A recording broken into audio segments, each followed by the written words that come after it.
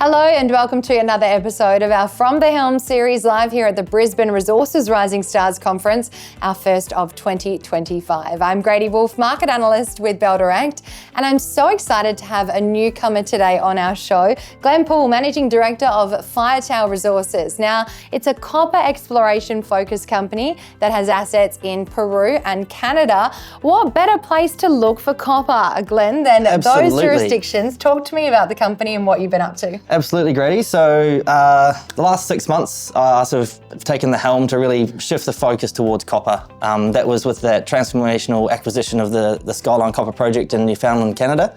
Cypress-style VMS, so one of those high-grade, massive sulfide bodies that just hasn't had the love on the TSX. So we've seen it time and time again over the past few months of these assets coming across the water to the ASX and actually being appreciated. Now, talking about Newfoundland, this is exactly my first question. What attracted you to this asset and why?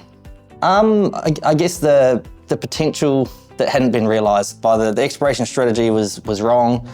It's in a jurisdiction that is very supportive. You can pick up belt scale sort of opportunities that you're not seeing in Australia anymore, and even other parts of the world. So mining jurisdiction wise, Canada, great, Newfoundland, even better. Yeah, so now you did announce some new targets in exploration this week. What have your exploration efforts to date shown and what can we expect as investors in the company? Yeah, that's right. So that was off the back of an EM survey we flew last year. We spent the last few months asking the right question because we weren't getting the answer we wanted. So it was actually doing the science, seeing we've got the benefit of actually having high-grade core on the ground from the property to actually understand what it looks like and then reverse engineer that into what you're seeing from the air. So these targets that have been pulled out, they're exactly where we expected to see them. They've shown the potential scale, and there's a huge one sitting to the south, which is two very large plates which are responding exactly like we're seeing in the mine sequence. Now, you did raise $3 million recently. Congratulations on that successful placement. What are the funds going to be used for?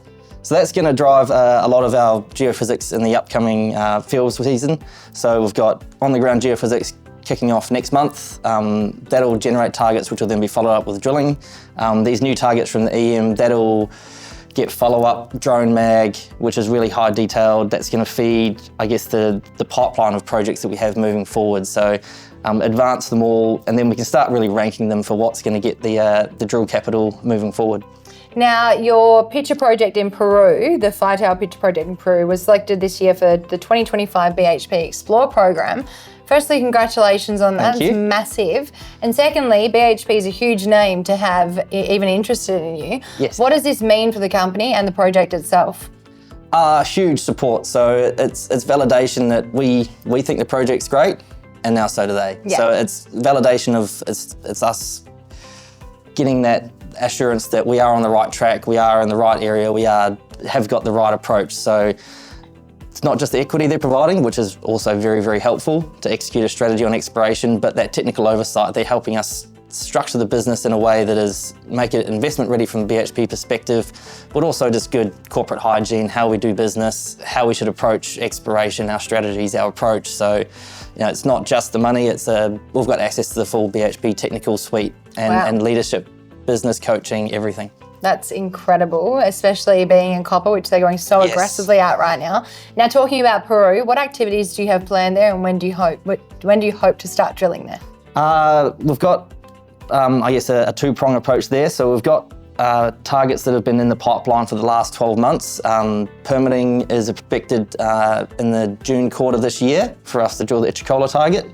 Outside of that, the BHP funds are going to fund a property-wide gravity survey, which is going to really, I guess, unlock the architecture of the whole area, which is what they want to see, and really help us hone in on where our follow-up geophysics is going to be driven by. So at the moment, we're on the ground, we're doing the work, we're trying to understand down to the meter scale what's happening in these areas. So the pipeline is geophysics, geochemistry, understand the geology, do the science, and then that'll then dictate the targets off the back of that. So we'll have drill permits in June, July, and then that's target one. Target two will probably be closer to the end of the year. And now, talking about mining in Canada versus Peru versus Australia, how does it all differ in your opinion? You've mined in all these jurisdictions now. Is which one's easiest? Which one's most accessible? Which one has less regulations? Australia's becoming increasingly difficult, as I suppose people have noticed with recent events.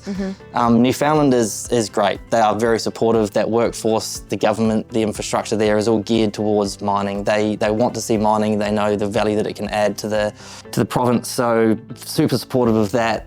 The process is quite quick and easy over there. Peru, a bit slower, but very structured. You know what to expect, you know how long it's going to take. There's no surprises, it's just a slower process. Yeah. So pros and cons on both. Again, Peru, they realise the value that they can attract with these companies, especially the junior ones can feed a lot of money in. 2 years to get on the ground is too long for a junior. And even some of the bigger guys, they've even flagged that. So they are expediting those processes in Peru at the moment. So it is shortening the timelines to be able to do work there. So that's what's attracted us to those jurisdictions. They are great places to work and they are very pragmatic about what mining means to those countries. And finally, Glenn, can you give us a snapshot of what the next 12 months look like and what investors can expect on the news flow horizon? Absolutely. So lots of geophysics, really defining the target. Drilling's expensive. Geophysics can cover a lot more ground a lot quickly. So by the time we get to the drilling phase, we want these things de-risked to the point of confidence is extremely high that we're happy to put that money into a drill bit. So that's across geophysics at Skyline, more geophysics at Skyline, more geophysics in Peru. So that'll feed, the first 3-4 months will be geophysics driven, and off the back of that, if it dictates a drill hole, that's where the drilling will go. Glenn Poole from Firetail Resources, thank you for joining us from the Helm. We can't wait to follow this story over the next 12 months. Thanks for having me, Grady.